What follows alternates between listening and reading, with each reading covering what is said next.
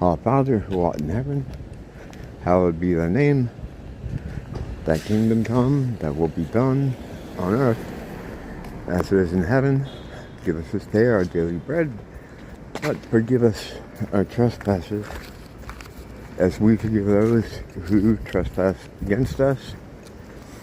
Lead us not into temptation, but deliver us from evil. Amen.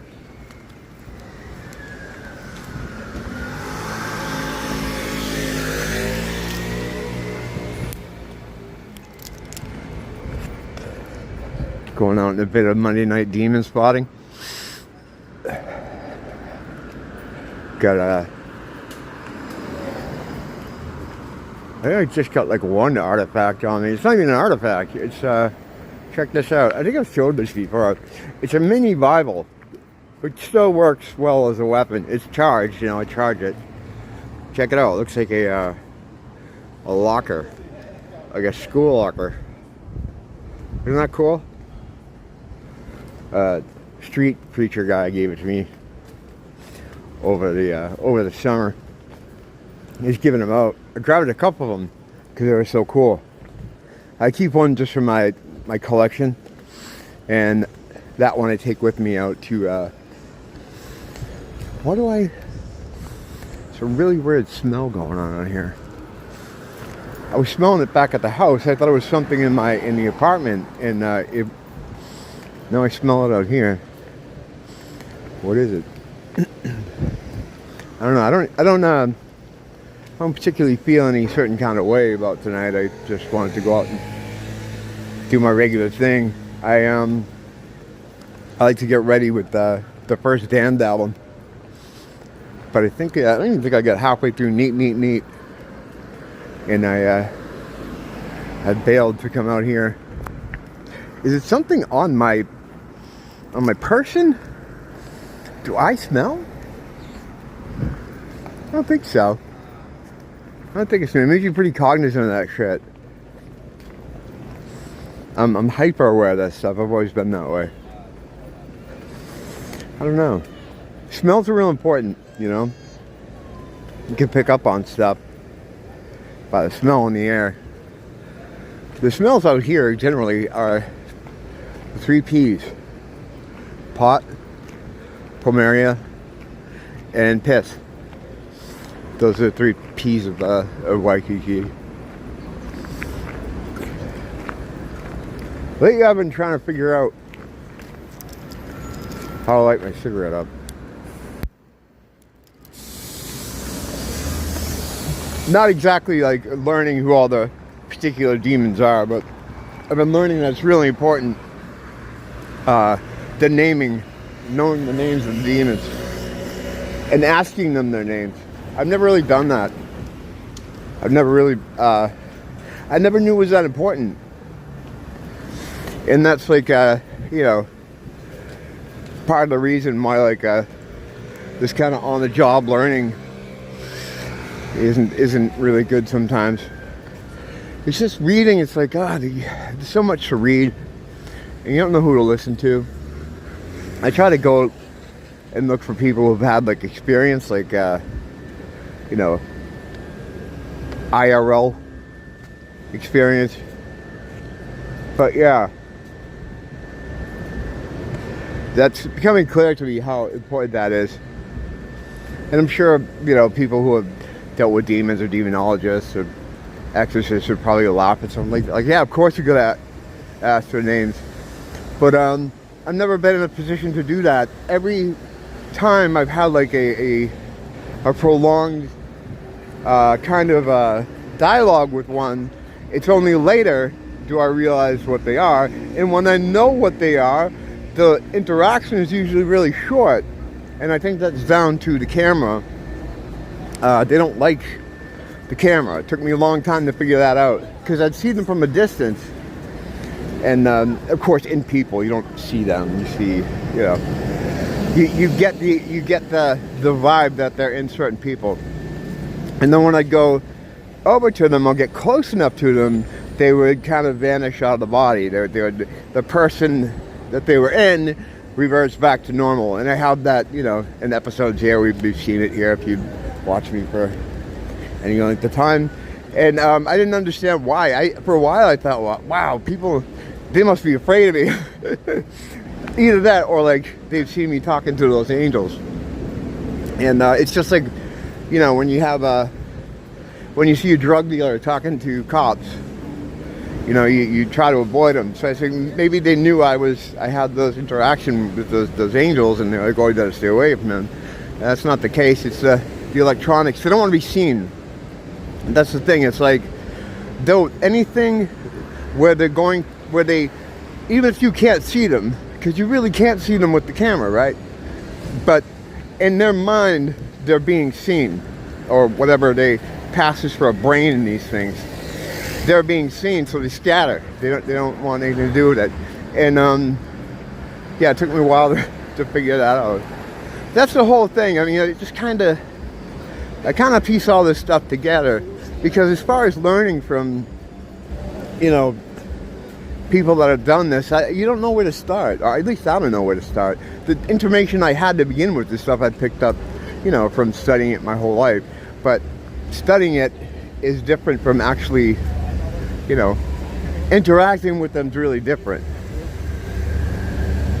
Every time I've gone out recently too, I keep running into Max, the kid that was that homeless guy that sees demons too. We were talking about him that day briefly. I think it was in one of last week's videos. The homeless dude that was in a dress. I was talking to him about seeing the demons and demons that are around, and some person who appeared to be a tourist came up and separated us. I didn't think anything of it at the time, because I was kind of in a hurry to get back home. But yeah, anytime you discuss this kind of shit with people, no matter where you are, all right, here's just to get it down. Once they know you can see them, or you're aware of them, it's almost like a radar. You appear as a blip on the radar screen. You know, player has entered the chat. They know you're a player in this situation. So when there's two of you together that can both see them, it becomes a big blurb on the radar. So like when I converse about this stuff with one of my friends that works down here that I see pretty often, people will try to come and break us up. One woman started freaking out on her, calling her the cunt and stuff one day in the store, like totally irrational. And a lot of times too, like I don't think, oh, this is a demonic attack, because when it's happening, you're just like, what's wrong with this person? And only later, you know, you kind of put it together. That's how it is with a lot of supernatural shit. It's only upon reflection do you figure out what the fuck was going on. I'm trying to cut down on the speed of recognition, as I call it. The time it takes you to figure out exactly what's happening and then try to act in that moment. It's good tonight though, there's a lot of people out able to see something. Yeah, so Max, that day we were just talking about it, and that guy just walks up. I forget what he asked. He addressed Max, and he's like, can you use blah blah blah? And I couldn't hear what he said, but he was asking him where a place was, if he could take him to a place. Again, trying to split up the scenario. What happens is when you're exchanging information with someone who's also a sort of player, the demons, or whatever, minions of demons, I don't know what level these things are at, it works almost like your body. It's just because it's a system, right? Right, I gotta stop saying right. I hate saying that, because it's like you're trying to subconsciously get someone to agree with you. Don't agree with me. It's like a system here. And what happens is, like in your body, when you cut yourself, white blood cells rush to the area of the cut to try to heal it. There's nothing personal involved. You know, they just show up to try to fix it.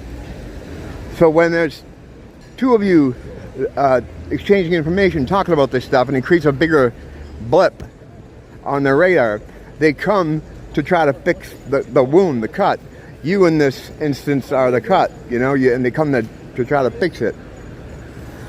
And I used to think it was completely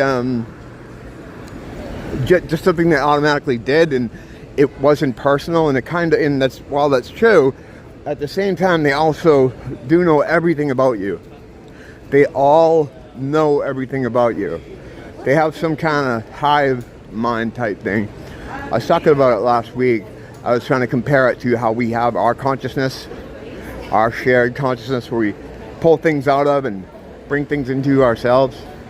They have the same kind of thing, but it's a lower kind of version of it. Everything they do is lower than we have. We're the most powerful things in here. Most powerful thing in the snow globe. Demons, angels, even, they wish they were us. You know, we're God's kid. Like I always say on the spiritual totem pole, you got God, or here's God, and then here's you, and then here's demons and all the other shit that's floating around out here. Are we going into Ross? Fuck yeah, we're going into Ross. I'll be right out.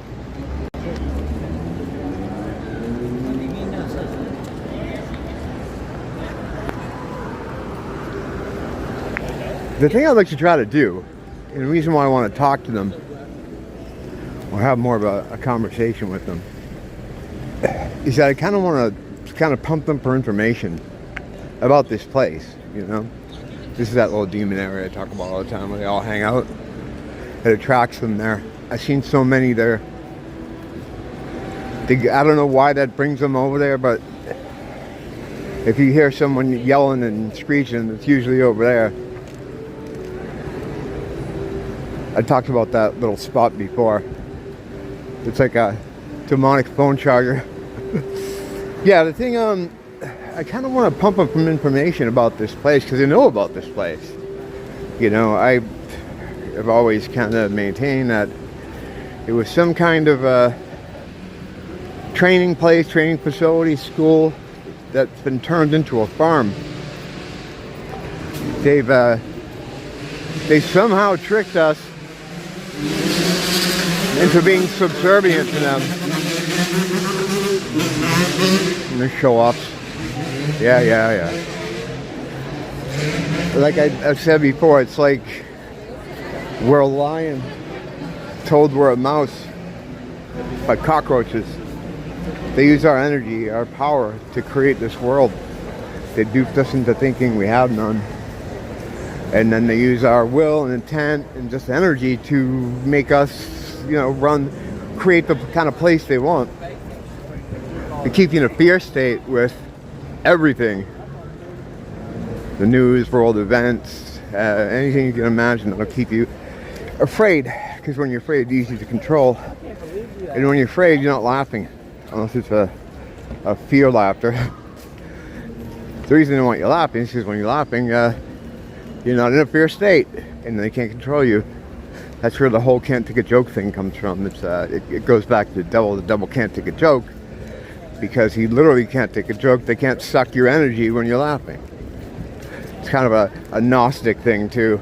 The idea of loosh as a term for the energy that they suck from you here.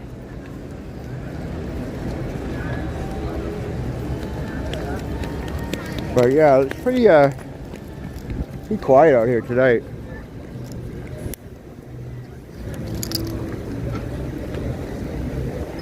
I listen more than I look, because you'll hear them first before anything.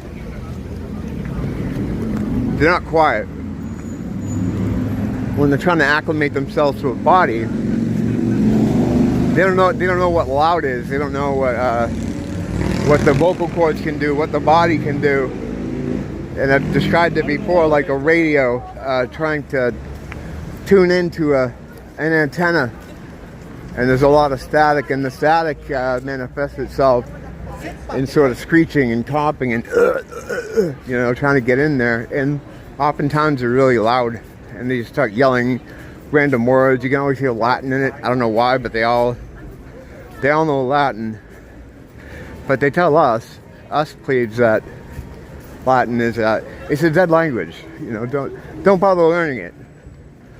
Yet it's all over every important building, statue, document around the world. But don't worry about it, guys. You don't need to know anything about it. Okay. Yeah, whatever you see, I trust you. I trust our masters to do the right thing.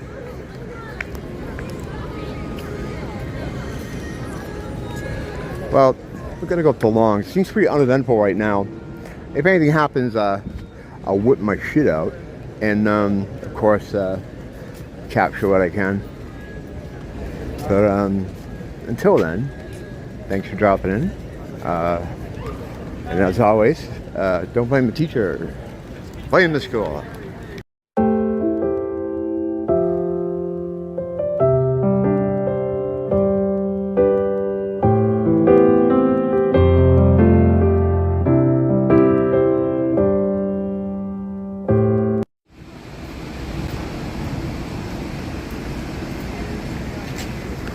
Yeah, the reason I wanted to run into Max is because I wanted to ask him about the GATE program. I don't know if he is a gator. I'm a GATE kid. I'm a 1970s GATE kid. Wouldn't you like to be a GATE kid too? I don't know if he just gives me those GATE vibes. GATE is, I'm going to do some videos on it. I have done them before, but a long time ago. I think that's really where all this, where the origin story for me is. The beginning of all this stuff. Well, that and the satanic ritual abuse and possibly the near-death experience. It's a mixed bag. It could be any one of those things. See you soon.